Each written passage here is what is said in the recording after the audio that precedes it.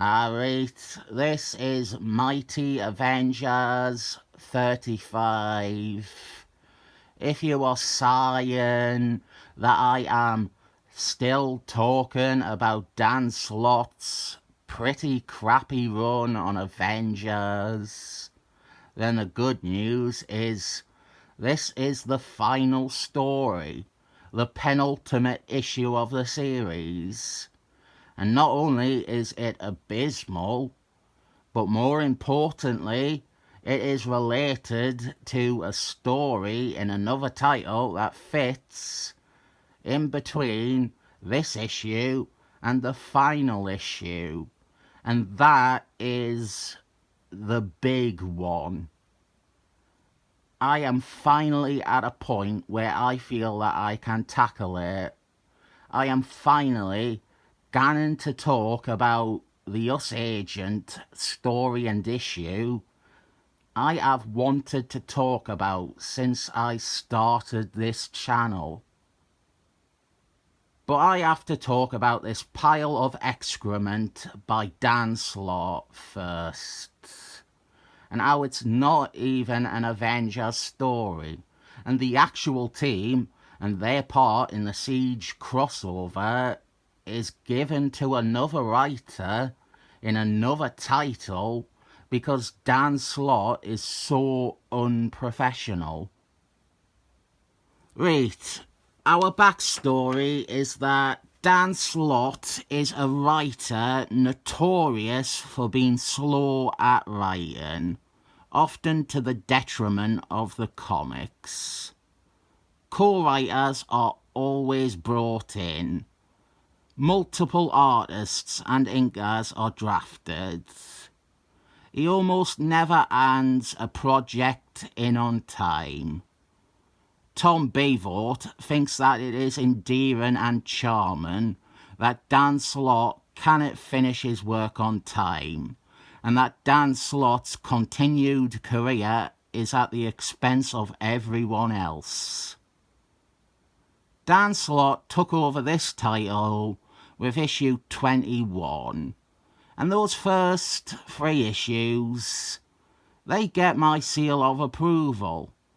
We have a great Avengers team. We have a good story with them. That feels like an actual Avengers story. Dan Slott's scripting and direction isn't bad.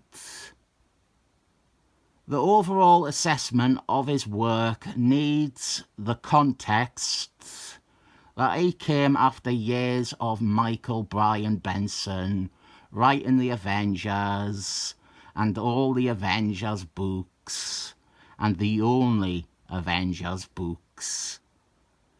Dan Slott was finally an alternative to that, and he had a team that looked more like a classic Avengers lineup than the teams that Benson was currently writing. The problems began the minute that first story ended. One of the things that has sat unwell with me each time I reread this run is the use of Hank Gordon. On the first read, and in that first story arc, definitely, you get the feeling that Dan Slott is legitimately trying to redeem a character in need of it. In the good version of this run, we are taking the constantly shat-on Hank Gordon, the Hank Gordon that writers like Benson and John Jeffries decided was only defined by the domestic abuse story and nothing that came after it. We are taking that character and showing that he has his faults and his mental problems, but he has evolved past the point of his mania, resulting in him hitting his wife. He has grown and matured since he was that low. He has accepted full responsibility for his horrible past actions, and he truly wants to move beyond that and prove to the world that he is better than that.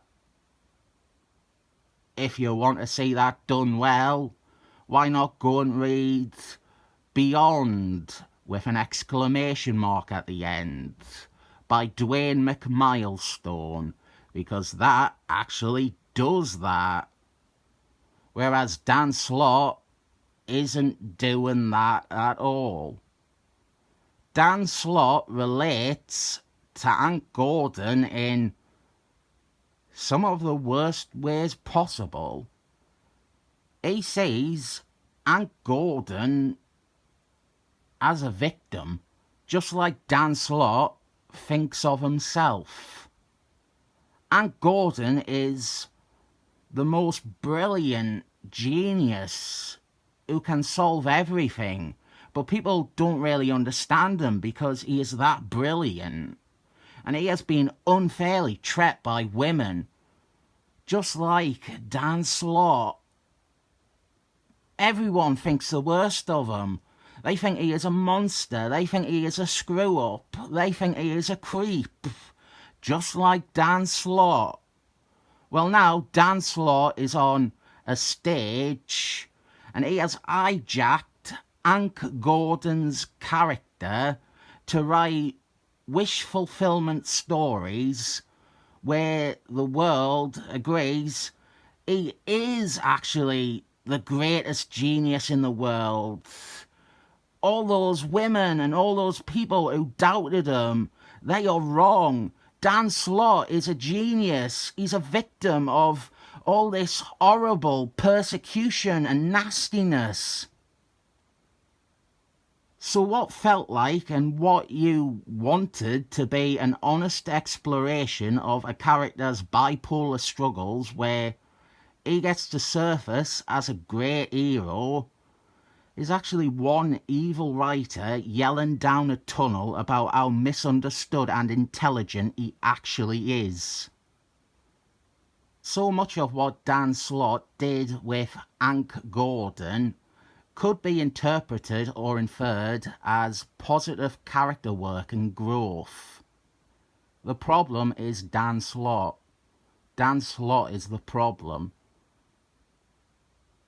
I know for a fact from rereads that everything we think or want to believe this depiction of Hank Gordon is,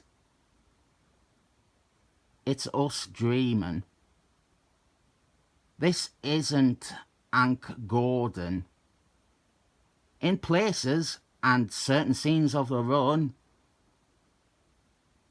this would be a nice version of Hank Gordon. It is, unfortunately, Dan Slott's self-insert announcing his own complexes to the world through the guise of it being Hank Gordon's character. The Avengers, the team this title is about, they are not really in this issue or this story. It is a Hank Gordon story. It is fucking terrible, and what makes it worse is this is the Ultron story. Hank Gordon's arch nemesis, the Avengers' arch nemesis. And he is relegated to a two-part story where he is less than majestic and defeated by Dan Slott and Dan Slott's stock characters rather than the Avengers. The other thing you might have noticed is the cover boasting the branding of the Siege crossover. This is barely a tie-in, and we have much to discuss there. Siege is a Benson Avengers thing. Not worth talking about the plot because it doesn't matter to this issue or two-part tie-in. What is important is that this is an Avengers title, and that is an Avengers crossover. And an Avengers title, by rights, should be crossing over with a big Avengers story like that. The thing is, our chronically late writer couldn't actually tie in with a crossover because there is no guarantee that he would in any way finish his script in time to actually strategically incorporate it into the coordination of a crossover.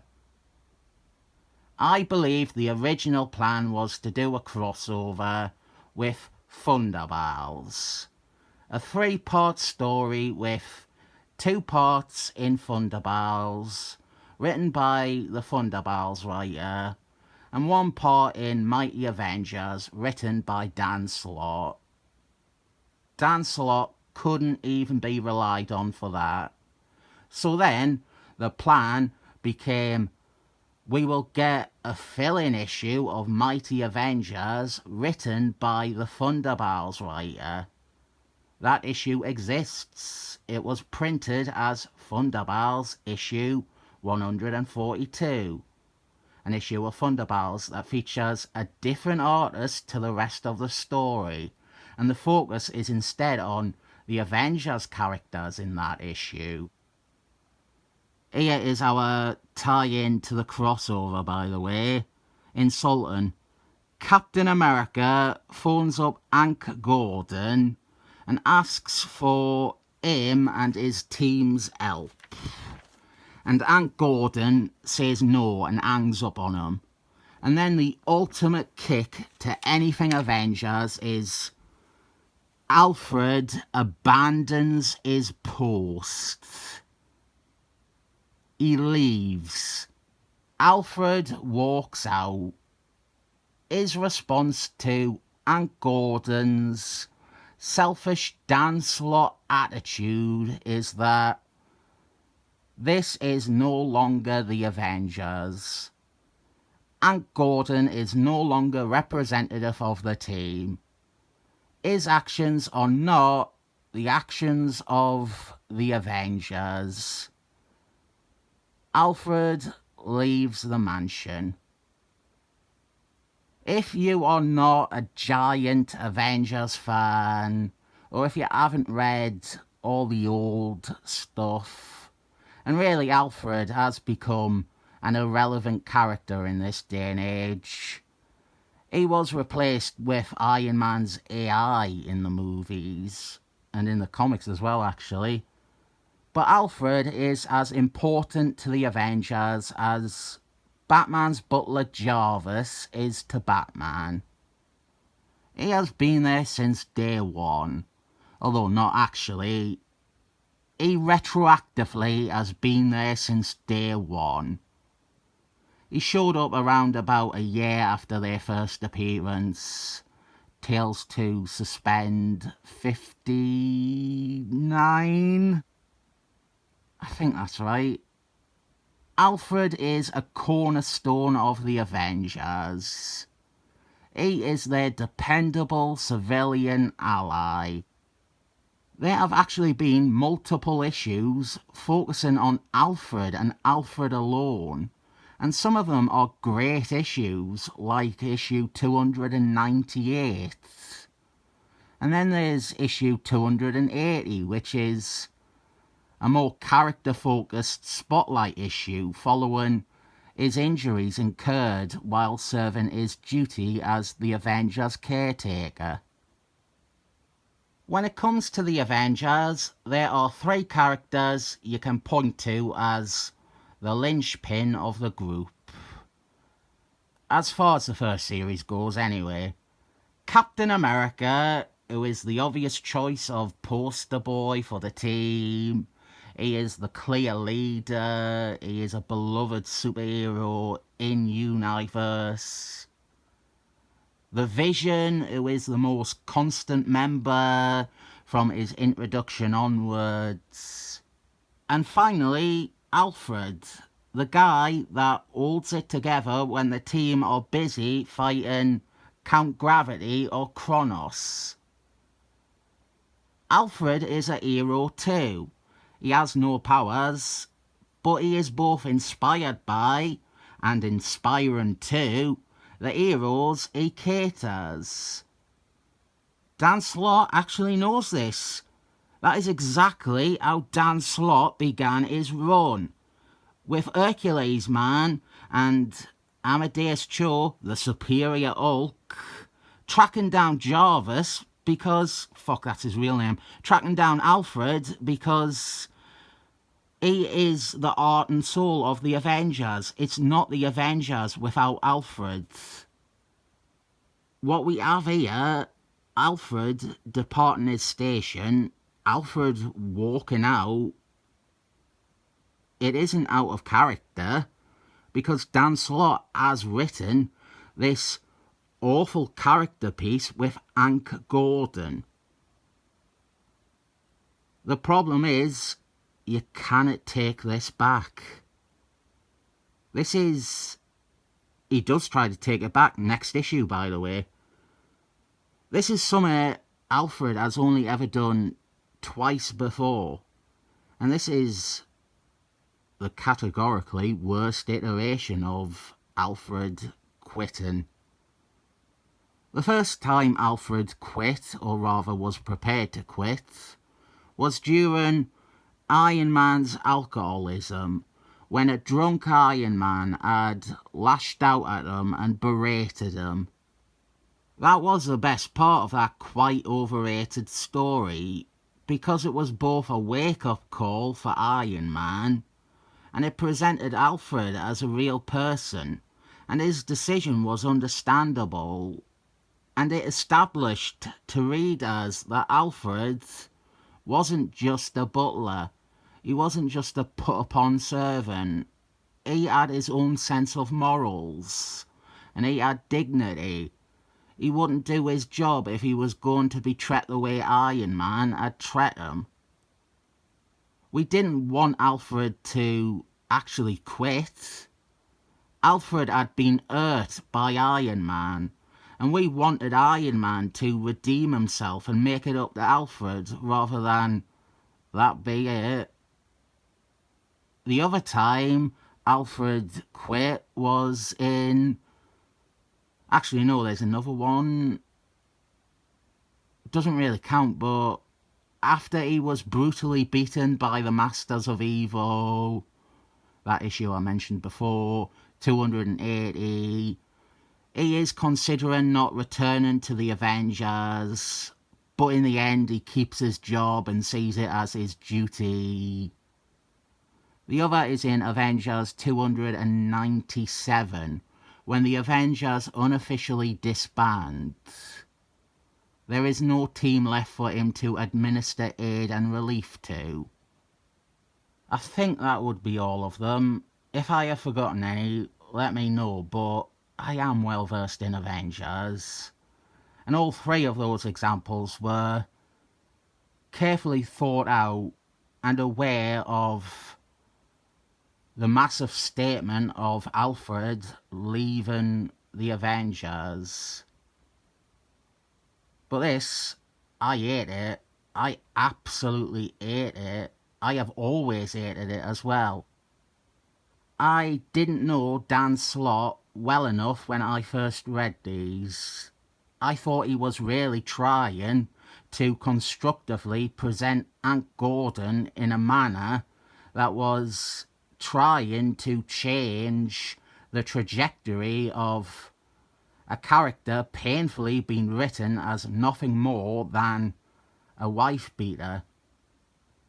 This moment though, Alfred assessing Hank Gordon and choosing to leave because he no longer considers Hank Gordon to be an Avenger, a hero, no longer worth serving or standing by because his actions on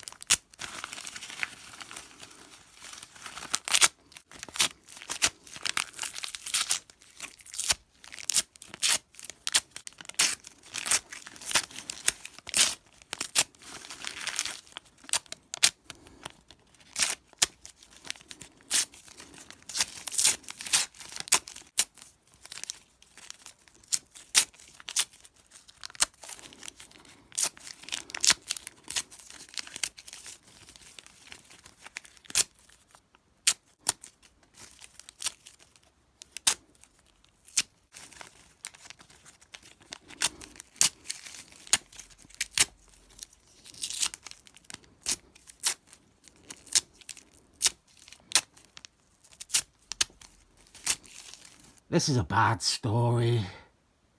And on individual issue merits, it contains something that irreparably condemns a character who is already the subject of widespread condemnation for something else that cannot be taken back ever. It took me a week, but now I realise tearing up that 4 comic was maybe a bit much. Because as mind-bendingly atrocious as that was, it wasn't written by a disgusting piece of shit who related to the persecution of a wife-beater rather than saw a character in need of redemption or resolution. Conversely, the actual Avengers story we have in Thunderbars is wonderful, and it has one of... Oh god, I just noticed the parallel. Everything we want Dan Slott's Hank Gordon to be, a redemption or a resolution to a character whose chief problem is how certain writers or readers perceive them. Jeff Portman does that fucking magnificently with U.S.Agent in Thunderbars. He tackles a character that idiots think is nothing but a racist government bootlicker. And he knows what he is doing and what needs to be done to honour and offer the final say. And oh god, I am not going to cry in that video, but it would be fucking funny if I did. Oh yeah, this awful shit is getting 7 thumbs up.